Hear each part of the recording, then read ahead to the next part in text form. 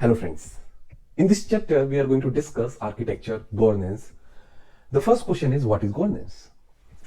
Governance is, in general context, is about ensuring that business is conducted properly. One thing that people always get confused about, whenever they hear this term is that, it is only about micromanagement or over monitoring, but that is not completely true. Of course, there is an element of all these things, but governance is more about making effective use of resources to ensure sustainability of an organization's strategic objectives.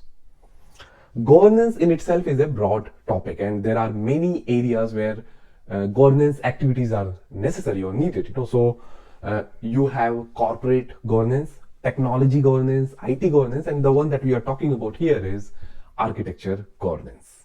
Now, what is architecture governance?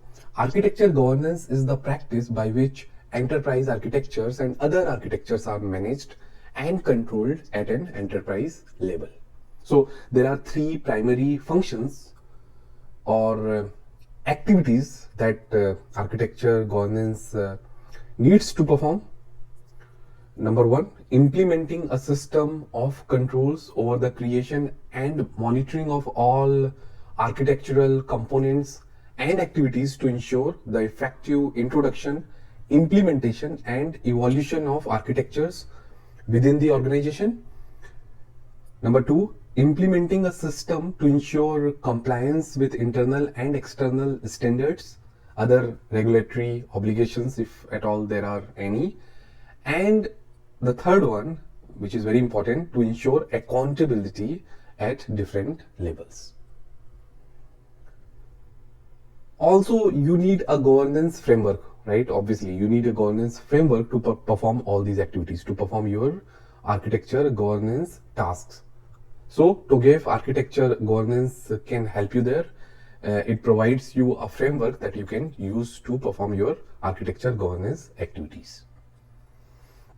One thing that you need to understand that as an architect, you may not be solely responsible for all these governance activities, especially if you're working for a big organization, and you have something called an architecture board. Okay, a cross organizational board or body who's responsible for overseeing the implementation of the governance activities. So that's a relief, right? This body should be representatives of all the key stakeholders in the architecture in the organization. On this note, I would like to conclude this chapter. I believe I have given you everything that you need to clear your TOGAF certification. I wish you all the best, and I again want to thank you for choosing this course. Thank you so much, and goodbye.